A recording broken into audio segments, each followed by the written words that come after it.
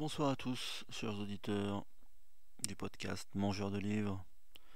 J'espère que vous allez bien et que vous êtes prêts pour un nouvel épisode du dévoreur de bouquins, de celui qui mange pour vous, qui dévore, qui croque, qui déguste, qui goûte, pour vous faire des petits comptes rendus sympathiques de livres.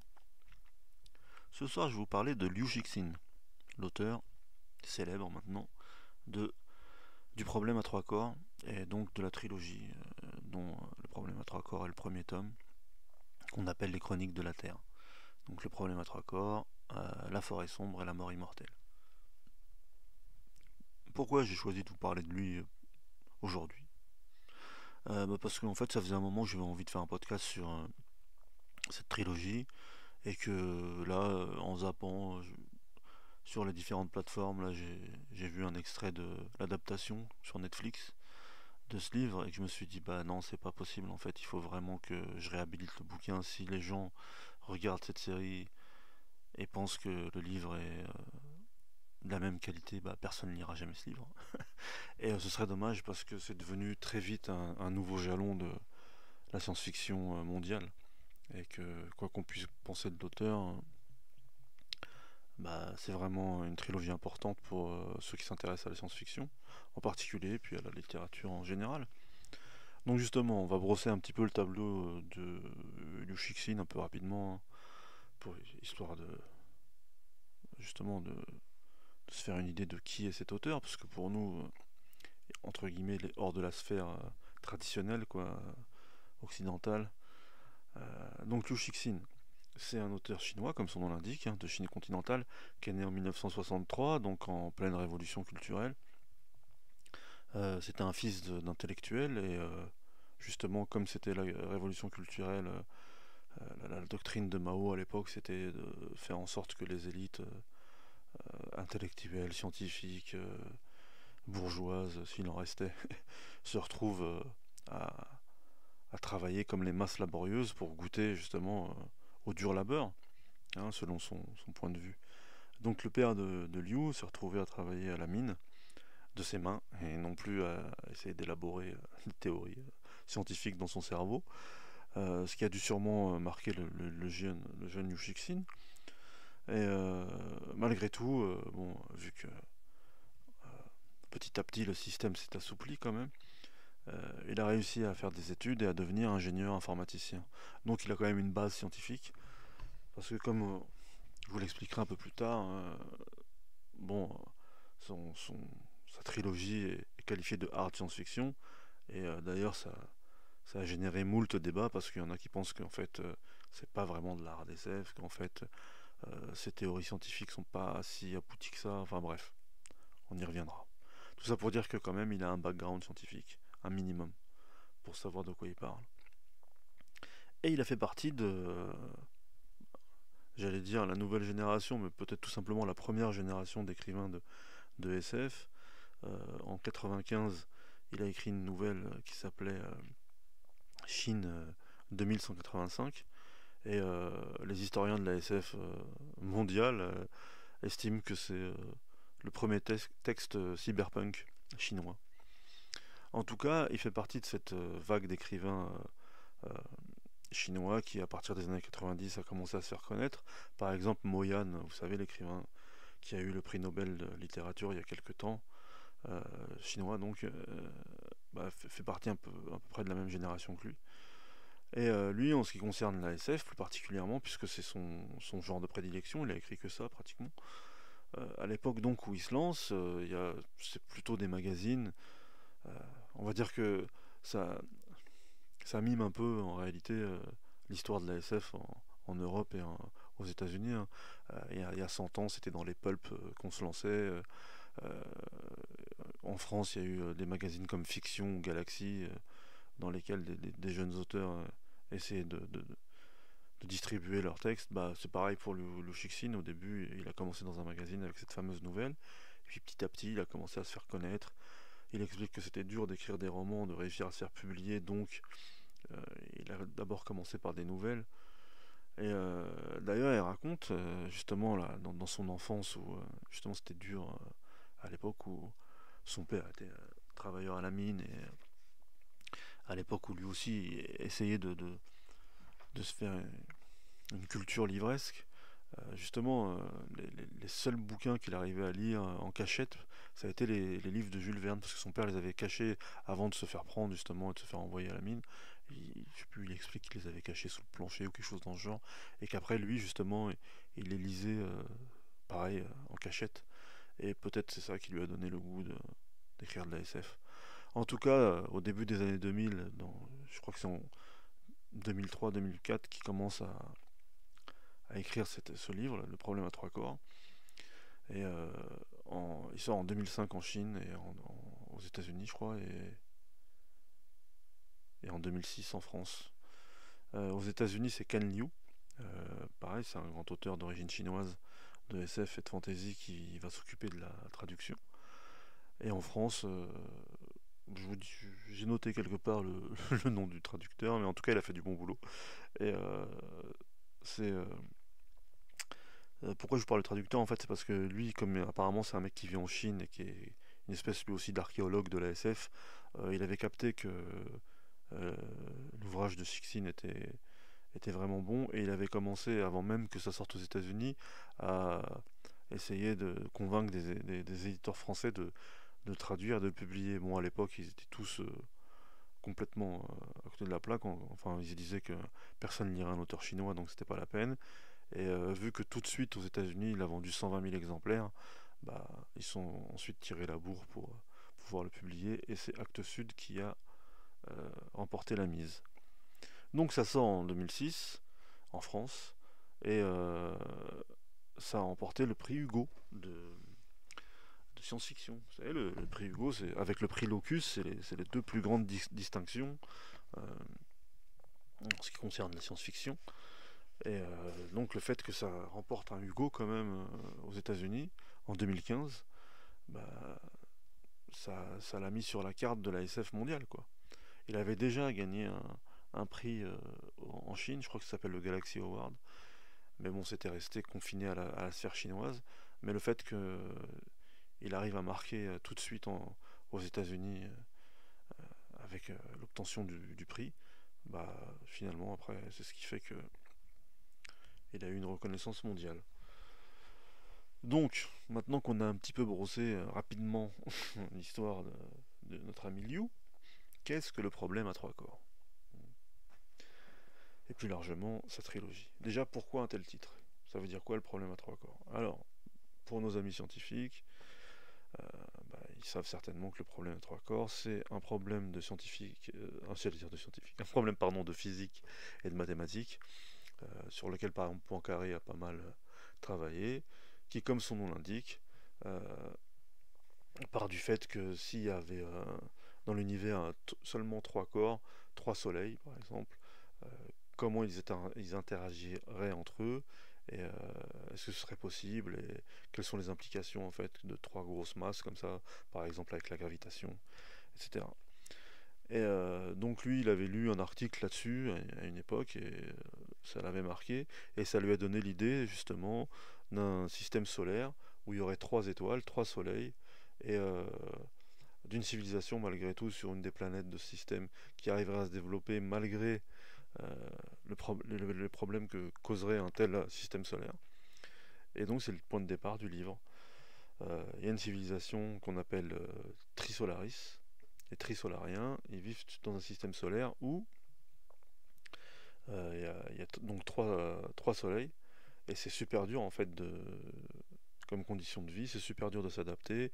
Euh, la sélection naturelle, l'évolution sur la planète a fait que ils arrivent à se dessécher dans des périodes où euh, les trois soleils dardent leurs rayons en même temps sur la planète, et c'est comme une espèce d'hibernation sous terre, et ensuite ils arrivent à se réhydrater et à revenir à la vie. Mais en fait, ils comprennent bien que leur situation elle est critique sur cette planète. Et comme ils arrivent tout de même à développer une certaine science, une certaine technologie, ils découvrent que la Terre existe. Ça, en réalité, hein, on le découvre un peu plus tard. Parce que ce qui est fort avec le livre de Lushixin, moi en tout cas, ce qui m'a épaté au début quand je l'ai lu, bah, c'est le fait que Liu Cixin, quand il commence le livre, et ça aussi c'est intéressant parce que après je vais vous expliquer une petite nuance entre la traduction, enfin la publication en Chine et dans le reste du monde. Ça commence en fait par une scène de la révolution culturelle, c'est pour ça qu'au début je vous parlais de ça. Ça commence par une scène où il y a un professeur de physique justement, qui s'appelle Yezitai, se fait maltraiter puis torturer par ses élèves parce que justement il a osé leur parler dans ses cours de la relativité d'Einstein, etc. Et qu'à l'époque de la révolution industrielle, euh, bah, Einstein et tous les scientifiques de l'Ouest étaient considérés comme des réactionnaires. Enfin bref, vous connaissez l'histoire. Donc en fait, ça commence par ce tableau. Dans la cour d'une université, des étudiants sont en train de ligoter un professeur de physique, en train de lui demander pourquoi t'as osé nous faire la leçon en parlant d'Einstein qui a euh, contribué à lancer la bombe atomique, etc. Et puis finalement, ça se termine mal pour lui. Et en fait, pendant, je sais pas, 40 pages ou 50 pages, on a toute une histoire de la révolution culturelle chinoise. Il n'y a pas du tout de science-fiction. On a le triste destin de ce prof. Finalement, euh, celle qui va devenir une des protagonistes principales du roman, sa fille, qui s'appelle Ye Wenji, qui va devenir elle aussi astrophysicienne après, bah, vu qu'elle est la fille d'un traître, entre guillemets, elle se retrouve en camp, enfin, il lui arrive plein de mésaventures liées à cette révolution culturelle, mais malgré tout, à l'âge adulte, elle arrive à travailler dans un observatoire et elle capte un message d'un autre système solaire, au-delà d'une autre, justement, de cette civilisation trisolarienne. Et elle arrive un peu à échanger, mais ce qui est fort aussi, c'est que le dernier message de celui qui envoie ces, ces informations lui dit surtout, surtout, ne répondez pas, nous sommes vos ennemis. Alors ça crée un cas de conscience, mais la curiosité scientifique l'emporte, et finalement elle prévient ses supérieurs, et ça devient une espèce de projet top secret du gouvernement chinois de savoir qui, qui sont ces gens qui envoient des messages à travers le système, la galaxie. Et ensuite, bon, dans le chapitre suivant, bah, c'est l'époque actuelle, et puis on se rend compte que des trisolariens, parce que comme c'est de la hard science, les trisolariens ils vont pas prendre un vaisseau avec des moteurs à hyperespace et se retrouver sur Terre et envahir la Terre tout de suite. Vu qu'il s'attache à ce que ce soit crédible entre guillemets scientifiquement, il sait que je sais plus, le système solaire il est à 3 ou 400 ans de la Terre, donc ça va vraiment prendre 3 ou 400 ans pour qu'ils arrivent. Mais avec leur technologie, ils arrivent quand même à envoyer donc des messages et à prendre contact avec des scientifiques qui deviennent des renégats sur Terre, etc. Bon, je vous spoile pas, hein, c'est juste pour vous donner les bases du livre. Mais en tout cas, ce qui, moi, à l'époque, m'avait vraiment étonné, au point que j'en avais oublié que c'était un livre de SF, c'est qu'au début, parce qu'il y en a plein qui disent qu'il sait pas écrire, qu'il n'a pas de style, justement, que c'est un scientifique qui écrit et qui se perd parfois dans ses descriptions scientifiques, et qu'il n'a que quelques envolées parfois quand vraiment il s'attache au cœur de son récit, mais sinon que c'est pas un bon dialoguiste, que c'est pas un bon caractère designer comme on dirait aujourd'hui. Moi je vous avoue que ça, je suis pas d'accord. Moi je trouve qu'il m'a emporté tout de suite parce que je m'y attendais pas. J'ai ouvert un bouquin de science-fiction, déjà au début je savais pas que c'était de la RDCF, je sais pas ce que c'était. Et moi en fait tout de suite ce qui m'a plu c'est le point de vue chinois justement. On n'était pas en Occident, on n'était pas dans l'histoire de l'Europe ou des États-Unis, il n'y avait pas de protagonistes occidentaux. On était jeté dans une scène de la révolution culturelle et c'était presque un livre d'histoire en fait. C'est ça qui était fou. Et moi, jusqu'à la fin justement de ce premier chapitre, où il y a toute l'histoire de cette famille là de scientifiques, j'ai complètement oublié qu'en fait c'était un livre de SF. C'est après, quand il y a le message qui vient des étoiles, que je me dis ah oui, en fait, c'est vrai. C'est un livre de science-fiction, c'est pas un livre historique. Et ça m'a plu tout de suite. Et ce que je me suis dit tout de suite après, c'est bah, comment c'est possible? Comment c'est possible que l'État chinois a laissé un écrivain parler de la révolution culturelle en détaillant vraiment ce qui se passait, quoi, parce que c'est pas... Mais le truc, en fait, c'est que par rapport à ça, je l'ai appris justement en écoutant un podcast où le traducteur parlait justement de comment le gouvernement chinois gérait un peu la célébrité de Liu Cixin. Il explique qu'en réalité, ils n'ont pas trop de problème avec le fait que on parle de la révolution culturelle, parce que comme ils en sont revenus et que maintenant c'est une autre image qu'ils veulent donner justement d'un pays du futur, en gros d'un pays de la science, de la raison, ça les dérange pas trop qu'ils parlent de ça en fait. Ça les dérangerait plus s'ils parlaient du régime actuel. Et d'ailleurs, pour en revenir à ce que je vous disais au début, euh, tout le reste du monde a donc la vraie publication, celle qui était sortie en magazine au début, c'est-à-dire avec le premier chapitre qui se passe pendant la Révolution culturelle, et ensuite le deuxième chapitre qui embraye avec l'âge contemporain et la suite de l'histoire, sauf la publication chinoise qui inverse en fait. Ça commence d'abord par l'histoire de SF, et ensuite il y a une petite phrase de liaison, et on a un flashback pendant la Révolution culturelle, donc comme quoi même s'il les laisse parler de ça, pas tout de suite quoi. Faut qu'on y aille doucement. Donc ça c'est le cadre.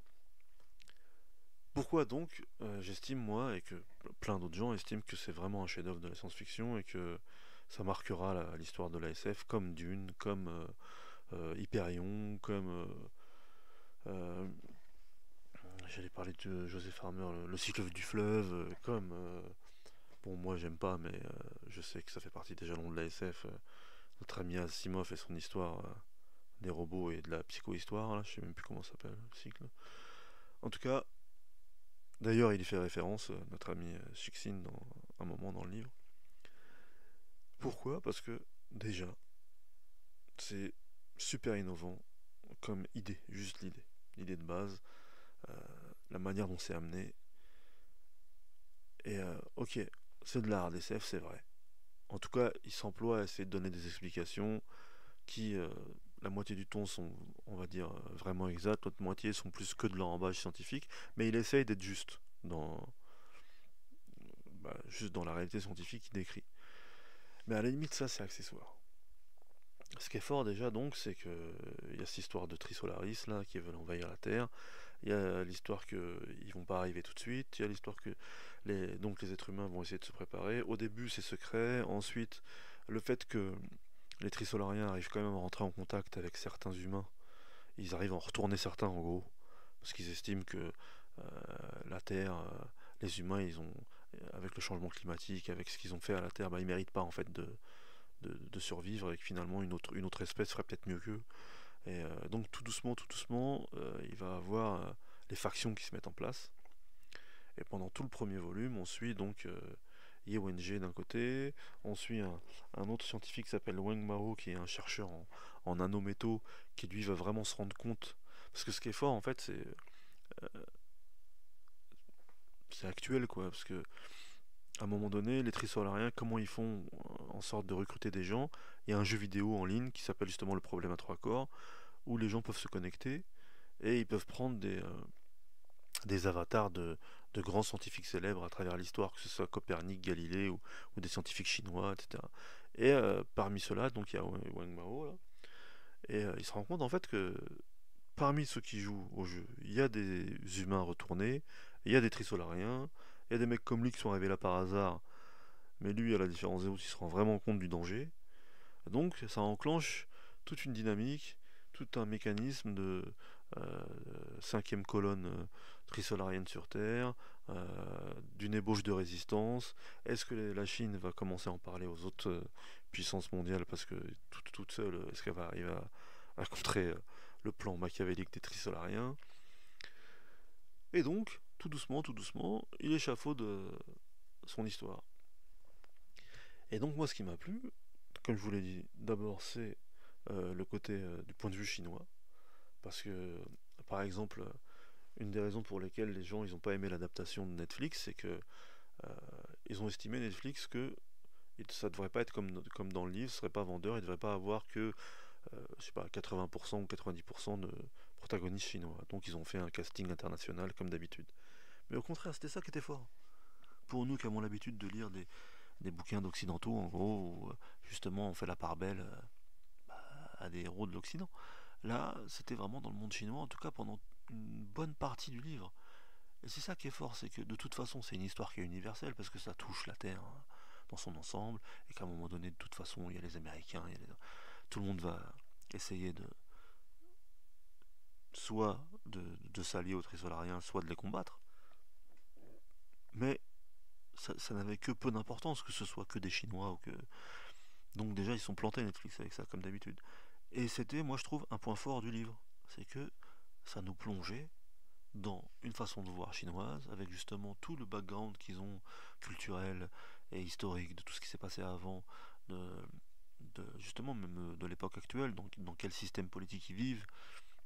Et ensuite, quand lui il se projette dans le futur proche, et ensuite dans le futur lointain, pareil, lui il voit ça d'un point de vue chinois. Quel sera le rôle de la Chine plus tard, même s'ils doivent combattre contre des extraterrestres.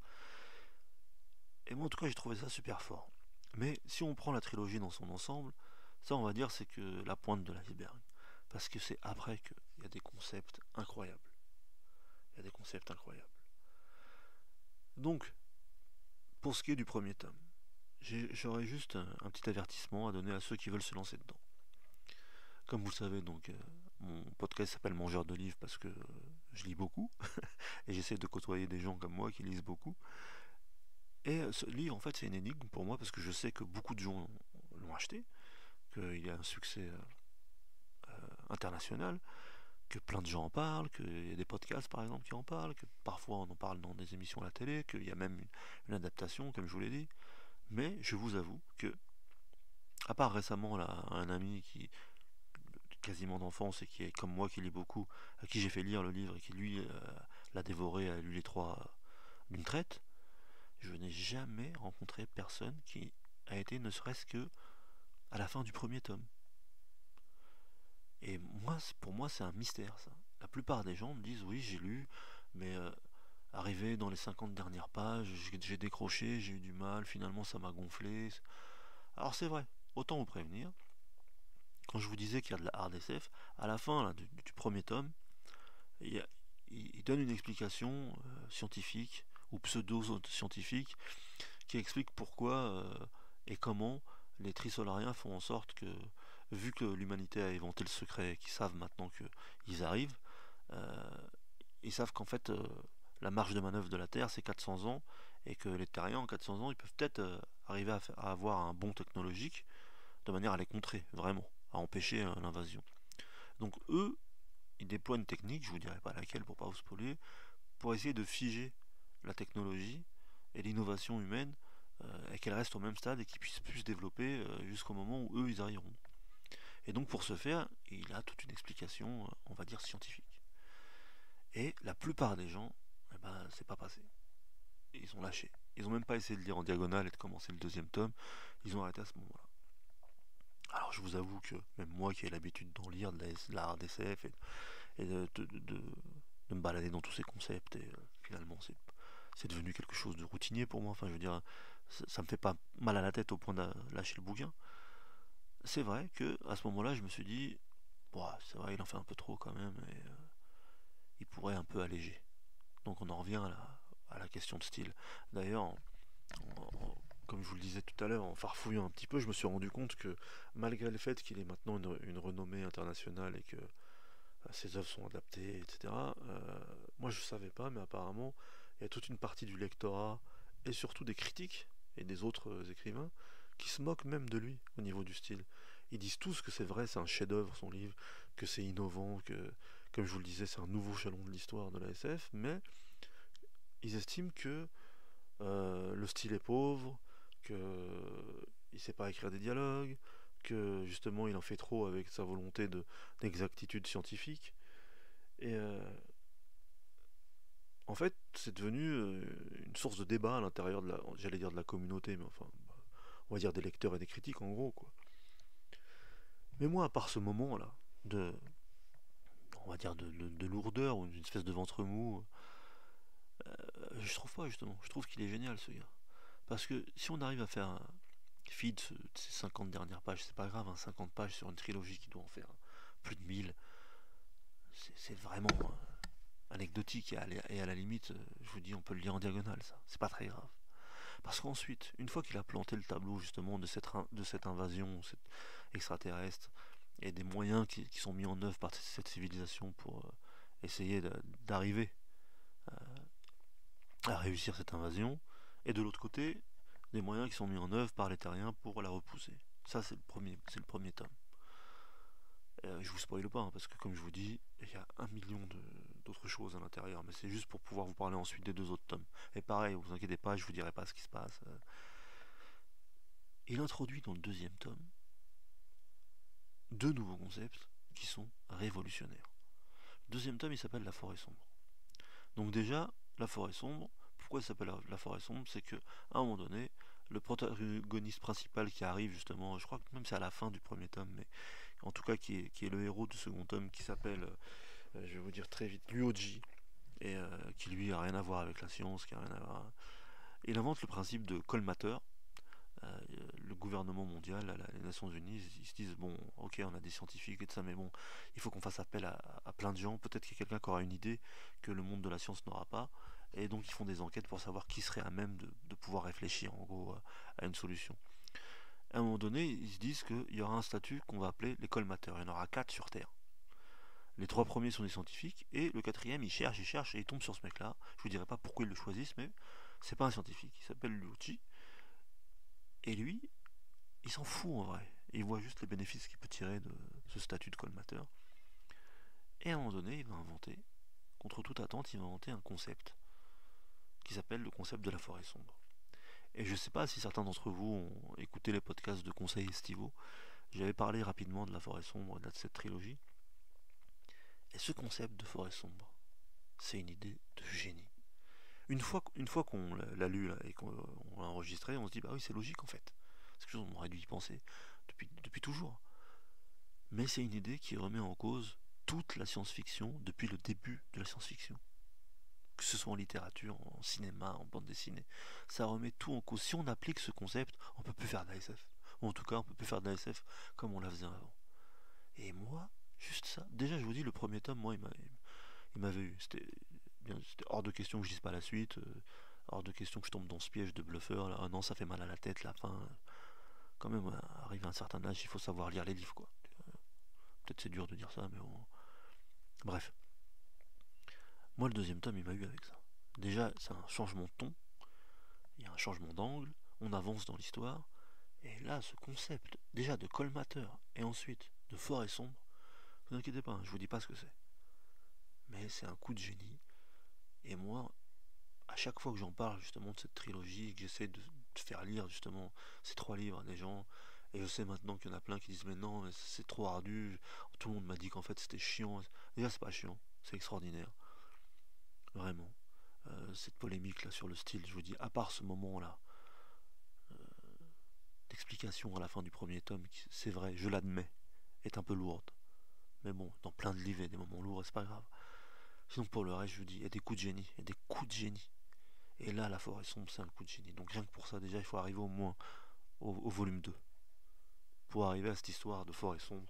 Parce que moi, je sais que ça faisait longtemps, mais vraiment longtemps. Et pourtant, comme je vous le dis, depuis je sais pas combien de podcasts, là, 25 ou 30 podcasts, je suis vraiment un fan de SF depuis des dizaines d'années. Et des concepts de SF, j'en ai lu et j'en ai découvert plein, mais celui-là, et en plus, dans sa simplicité, en réalité. Il fallait juste y penser. Je le trouve extraordinaire. Donc, voilà pour ce qui est du volume 2. Je vous avais promis que j'allais pas vous spolier. On en arrive donc au volume 3. Et le volume 3, c'est pareil. Il part. Parce que ce qui est fort avec ce mec, c'est que il est cohérent dans l'élaboration de son récit. Et vu que ça c'est pas grave, je peux vous le dire, ça se passe sur plusieurs centaines d'années. Donc il faut qu'il gère ça. Il faut qu'il gère l'évolution et de l'humanité et de ceux qui veulent venir la conquérir. Donc il faut bien qu'il invente de nouveaux concepts, qu'il ait une espèce de prospective du futur, et toujours en plus avec un côté purement chinois et un côté du reste du monde. Et donc c'est pareil, parce que il a fallu qu'il trouve des idées pour que ce soit crédible, euh, les choix qu'il a pris pour faire évoluer la société humaine. Et justement, une des solutions qu'il a trouvées pour faire en sorte quand même que, à travers ces centaines d'années d'histoire et à travers ces 3 volumes, on ait quand même au moins deux trois protagonistes qui restent tout au long du récit, c'est le fait qu'à un moment donné, l'humanité invente une technique d'hibernation qui fonctionne et que, en fonction des besoins et de l'histoire et des besoins des protagonistes, bah, on puisse de temps en temps les mettre en hibernation, les ressortir des caissons, etc. Pour que ça avance. Donc déjà, ça aussi, c'est assez malin et surtout c'est malin comment il arrive à faire s'emboîter les récits des différents personnages. Parce que la SF comme la fantasy, souvent quand c'est des œuvres chorales où il y a vraiment beaucoup de personnages et qu'il y a beaucoup de lignes comme ça narratives, il y a toujours un moment où on se dit, bon ok, on a l'habitude, mais le truc maintenant c'est de faire en sorte de relier toutes ces lignes narratives et que ce soit cohérent, que ce soit pas artificiel et que ça marche. Donc lui, il arrive à faire ça. Il arrive à faire ça avec vraiment des durées temporelles qui sont importantes et des rebondissements. Par exemple, dans le premier volume, il y a moi c'est avec Ryuji, c'est peut-être mon personnage préféré, c'est le personnage de Shin Kyung, c'est un commissaire de police qui lui pareil n'a rien d'un scientifique, c'est juste vraiment un policier à l'ancienne qui a de l'instinct et qui se retrouve embrigadé dans cette histoire parce que justement à un moment donné une de ses enquêtes recoupe euh, les enquêtes justement des Nations Unies et de l'armée et des scientifiques, donc à un moment donné il se retrouve avec justement Ryuji, il se retrouve avec Yeonji, avec sa fille Weijing, et donc il doit enquêter. Au début il sait pas qu'il enquête sur une invasion extraterrestre, mais il a l'instinct. Et comme souvent, par exemple, pareil, ça c'est pas un grand spoil, mais une des raisons qui fait que l'humanité va faire en sorte d'arriver à la technique de l'hibernation, c'est que déjà il faut tenir le coup jusqu'à ce que les trisolariens arrivent, et deuxièmement, en fait, bah, les grands cerveaux ou les grands enquêteurs ou ceux qui s'occupent de la contre-offensive, bah, il y a la vieillesse ou il y a la maladie qui veut les atteindre. Donc par exemple, à un moment donné, on est persuadé que il va pas s'en tirer ce commissaire parce qu'il a un cancer. Mais vu que il y a ce, ce système d'hibernation qui est mis en place, au moment où on l'a complètement oublié, il revient et il reprend un rôle important dans l'histoire. Et souvent, il va jouer avec ça. Des personnages auxquels on s'attache, des personnages qu'on croit disparus, des personnages qu'on oublie presque parce qu'il y en a tellement d'autres, et il y a tellement d'événements qui arrivent, bah, il arrive à les faire revenir, et c'est jamais artificiel. C'est toujours au bon moment, et il y a toujours une vraie raison pour laquelle ils reviennent. Et donc, arrive le troisième volume. Et dans le troisième volume, il y a encore je sais pas, un effet phénoménal. Et, dans le troisième volume, il y a un dernier personnage qui est important, c'est une ingénieure en aéronautique qui s'appelle Sheng Xin, qui travaille pour une espèce d'Elon Musk du futur, là, et qui va reprendre à son compte une partie de la mission, quoi. Reprendre à son compte parce que ça, l'invasion arrive vraiment et qu'il faut vraiment trouver des nouvelles technologies, quoi qu'il arrive. Et donc avec ce personnage, on va vraiment au bout du bout du bout de tout ce que peut faire l'humanité, de son inventivité, de tout ce qu'elle peut inventer pour contrecarrer l'invasion, en prenant en compte le twist dont je vous ai parlé là, de la forêt sombre qui a lieu dans le deuxième volume. Et ce qui est fort, c'est qu'à un moment donné, et moi c'est ça que je reconnais à cet auteur, c'est pour ça que je suis pas d'accord avec ceux qui disent qu'il a pas de style et que à un moment donné, il part dans un délire. Enfin, c'est pas un délire, mais il y a comme une espèce d'épreuve euh, où on n'est plus du tout dans la science, où un des protagonistes doit raconter des contes de la littérature chinoise, ou en tout cas inspiré de la littérature chinoise. Et ça nous fait le même effet qu'au début là, du premier volume, quand je vous ai dit, quand il parle de la révolution culturelle, et en fait on part dedans et on oublie complètement l'histoire de la trilogie, on oublie qu'on est dans un livre de SF. Et à un moment, je sais pas combien de temps ça dure, peut-être 50 pages, peut-être un peu plus. Et ben, en fait, il nous compte des contes, il nous raconte des contes, il y a 3 contes chinois. Eh ben, je vous jure, pourtant, on est à un moment où on est au paroxysme du suspense, où on est au comble du stress. Est-ce que la Terre va se faire envahir? Est-ce qu'on va réussir à contrer les trisolariens? Eh ben, on oublie. Au bout de trois... Au début, on se dit, bah non, tu vas pas nous faire ça. Non, c'est quoi ce twist littéraire là qui fait qu'on va être obligé de se taper je sais pas combien de pages de contes, on s'en fout, on veut pas. Et c'est vrai, hein. Au début, on se dit, mais non, non, non, non, non, non, nous fais pas ce coup-là. Et en fait, eh, après, c'est l'effet inverse. On veut même plus sortir des contes. Quand ça se termine, ce passage des contes, là, et qu'on revient au récit de base, bah on est triste en fait. On est dégoûté, on se dit, bah non, finalement, c'était mortel. Cette espèce de fantaisie chinoise, ces contes de Grimm asiatiques, là, c'était fantastique. Et pareil, c'est un propos, c'est pas pour rien qu'il fait ça. Et ensuite, je vous raconte, bien sûr, hein, encore une fois, je suis pas là pour vous spoiler. Mais par exemple, pour les fans de comics et les fans de vieille SF qui ont lu, par exemple, je vous en avais parlé aussi, Tau Zéro de Poul Anderson, ou pour ceux qui connaissent l'histoire de Galactus, l'ennemi des quatre fantastiques, eh ben, je vous en dis pas plus, mais dans le troisième volume, il y a un clin d'œil à ce genre d'histoire. Et d'ailleurs, pour ceux qui ont, entre guillemets, ce background culturel là, de science-fiction homérique, parce que là c'est quelque chose de grandiloquent, eh ben ça leur facilitera justement la lecture. Parce que je pense aussi que, et là c'est pas, je dis pas ça d'une manière hautaine, et c'est pas du tout une critique, mais il y a des livres où en fait il faut être prêt pour les lire.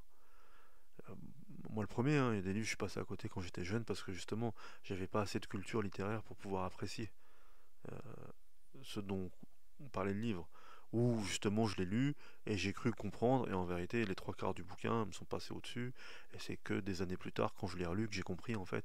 Mais ça c'est normal, ça fait partie de l'itinéraire de tout lecteur. Et en tout cas pour ce livre, il y a une part de ça en réalité. Il y a une part de... plus vous aurez lu en fait de livres de SF dans votre vie, là, au moment où vous lirez ce livre-là, plus vous aurez lu de comics, de livres de science-fiction, de livres de fantasy, de contes, même de livres d'histoire sur l'histoire de la Chine par exemple, et bien plus vous comprendrez le livre et plus il vous touchera. Bien sûr, comme tous les bons livres, vous pouvez arriver vierge et le lire et en tirer quand même un bonheur de lecture. Bien sûr, il sera, on va dire, d'un niveau moindre peut-être qu'un connoisseur, comme on dit, mais c'est pas grave, parce que vous en rendrez pas compte sur le coup. C'est après, quand vous le relirez dans 10 ans ou dans 15 ans, et vous trouverez des nouvelles références. Mais je pense aussi que le fait une bonne partie des lecteurs lâchent cette trilogie en cours de route, c'est parce qu'en fait, c'est des concepts, c'est vrai, si on les a pas un peu rencontrés auparavant, si on s'est pas un peu castagné avec eux, si on s'est pas un peu euh, pris la tête dessus, si on n'a pas essayé de comprendre un peu comment ça fonctionnait, c'est vrai que parfois ça, enfin, ça peut faire l'effet inverse, on peut se dire bah c'est n'importe quoi, ou je comprends rien, ou oh, c'est trop, il va trop loin. Et puis comme maintenant, pour tout titre de SF, on essaie de le classer absolument dans un sous-genre ou dans un sous-sous-genre. Donc c'est pour ça que je vous ai dit que c'était de la hard SF. Il y en a qui vont trouver que c'est encore autre chose. Et puis il y en a qui vont penser que bah, les thèmes qu'il aborde, c'est pas forcément les thèmes qui comptent aujourd'hui. Alors moi je suis pas d'accord, hein, parce que même par exemple pour ceux qui aiment, je sais pas, le solar punk ou qui aiment euh, la, la- la prospective science-fictionnesque, euh, moi je trouve qu'il est en plein dedans. Mais en tout cas, à mon avis, à mon humble avis de vieux lecteur, euh, vous l'apprécierez plus si vous avez un petit peu bataillé avec tous ces concepts au cours de votre vie, et si vous aimez ça aussi. Parce qu'il y a ça aussi. La SF c'est un genre, enfin c'est comme tous les genres, on aime ou on n'aime pas, c'est vrai. C'est rare les livres de SF qui sont appréciés. Bon, bien sûr, hein, comme je dis souvent quand je parle de certains livres, parfois il y a des bouquins qui passent la barrière des genres. Quel que soit le genre de livre qu'on aime lire d'habitude, parfois il y en a qui, on les lit, on les trouve fantastiques parce que justement la plume de l'auteur, euh, la manière qu'il a de rendre le livre universel fait que on adhère tout de suite. Mais encore une fois, c'est juste une recommandation et un conseil. vous arrêtez pas déjà à la fin du premier volume ce petit ce petit obstacle pseudo-scientifique là, explicatif, à la limite sautez-le, c'est pas grave. Une fois que vous avez compris que c'est juste un procédé pour faire en sorte que l'humanité elle n'arrive pas à se développer, voilà, je vous dis ce que c'est, comme ça si vous voulez vous le sautez. Mais faites pas comme la plupart des gens avec qui j'en ai parlé, ne le lâchez pas. Parce que, à part, par exemple, il y a un podcast que j'écoute souvent qui s'appelle C'est plus que de la SF. C'est un podcast de référence hein, sur la science-fiction en France. Et bah, à part lui, par exemple, hein, qui en parle, qui en a parlé avec le traducteur, justement, bon, eux, en les entendant parler, je suis sûr qu'ils ont lu la trilogie jusqu'au bout. Mais, sincèrement, à part ces deux personnes-là, dont je comprends bien qu'ils ont lu jusqu'au bout, et à part mon pote, là, dont je vous parle, qui lui l'a mangé, pareil, il était super content de le lire, il l'a lu encore plus rapidement que moi, bah, on va dire ça fait trois personnes dont je suis sûr qu'ils ont lu la trilogie jusqu'au bout. Sinon, et pourtant, je vous assure que je parle de bouquins avec plein de gens, j'en côtoie plein qui sont dans le monde de la librairie, enfin tout ce que vous voulez. Et ben, la plupart m'ont dit qu'ils ont lâché. Ils vont pas vous dire que c'est naze, hein, parce qu'ils savent que quand même c'est quelque chose d'important. Ils pressentent que c'est un milestone, comme on dit en anglais. Mais en tout cas, il vous faut comprendre qu'ils iront jamais. Ils iront jamais jusqu'au bout. Et ça me fait mal au cœur parce que c'est quand même, si on aime la SF en particulier, si on aime la littérature en général, je le redis, c'est quand même une trilogie qu'il faut avoir lue.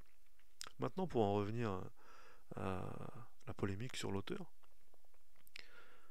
alors moi, quand j'ai lu cette trilogie, je savais pas du tout qui était Liu Cixin.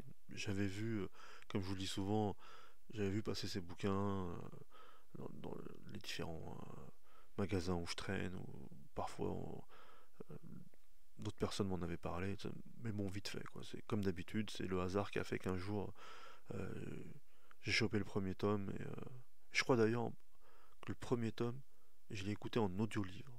C'est rare que j'avais un trajet à faire, un truc comme ça, et quelqu'un m'a prêté le livre, un truc, enfin, après bien sûr je l'ai lu, hein, mais je crois que au début je l'ai écouté en audio-livre. Donc pour vous dire que je savais pas du tout qui c'était.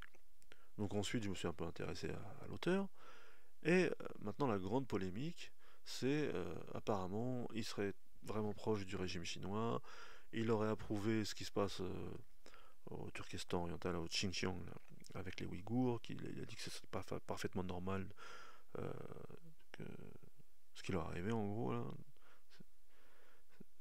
parce que quand même c'est chose qui se passe pour les Ouïghours quoi. Et donc à tel point que apparemment la série là, qui est sortie sur Netflix, au début elle devait être le nouveau porte-étendard de HBO après la fin de Game of Thrones, et que certains sénateurs américains, une fois qu'ils ont entendu les propos de Liu Cixin, ben, alors je sais plus si ils ont juste fait pression ou s'ils ont carrément fait comme ils ont l'habitude de faire, là, une espèce d'audition là, avec les producteurs. En tout cas, ils ont pesé tout leur poids pour que HBO ne fasse pas cette série. Donc à un moment donné, c'était chaud quoi. Bon, après on sait bien que c'est des histoires de soft power, qu'en réalité, même si ils disent que c'est pas bien ce qui se passe au Turkestan, qu'est-ce qu'ils ont à faire des Ouïghours? En vrai, c'est juste une question d'équilibre des pouvoirs. Bref, euh, quand j'ai goûté ce que disait le traducteur là de Chixin sur ça, parce que je vous avoue que c'est vrai que ça m'a refroidi moi aussi, hein. Qu'un mec dise que c'est normal qu'un peuple entier se fasse presque génocider, c'est chaud quand même. Mais après, c'est vrai qu'il faut admettre que ce que disait le traducteur, il dit quoi? Il dit en gros, de toute façon, comme je vous le disais au début, Liu Cixin c'est devenu un instrument de soft power chinois. C'est devenu l'auteur le plus connu à l'international chinois, et ils l'ont pris en main en gros. Donc de toute façon, qu'est-ce qu'il peut faire si on lui pose la question sur ce qui se passe avec les Ouïghours? S'il dit non, c'est pas bien, là, bah, il sait pas ce qui va lui arriver. Il va rentrer en Chine, peut-être il va disparaître comme les milliardaires là, comme. Je sais pas. Et en même temps, peut-être que vraiment c'est un vrai nationaliste chinois et il y croit. Mais on peut pas affirmer à 100% que, entre guillemets, c'est un facho quoi. De toute façon, c'est l'éternel problème de l'œuvre et et de l'auteur. hein, la distinction entre l'œuvre et l'auteur. On en parle encore, par exemple, pour Céline en France jusqu'à aujourd'hui, là, avec ses nouveaux manuscrits. Moi, je vous avoue que je vous conseillerais de le lire quand même. Après tout, on s'en fout. Dans 100 ans ou dans 200 ans, les mecs qui liront ça, ils se poseront pas la question de savoir si le mec était un faf ou pas. Et on peut lui accorder le bénéfice du doute. Je sais pas.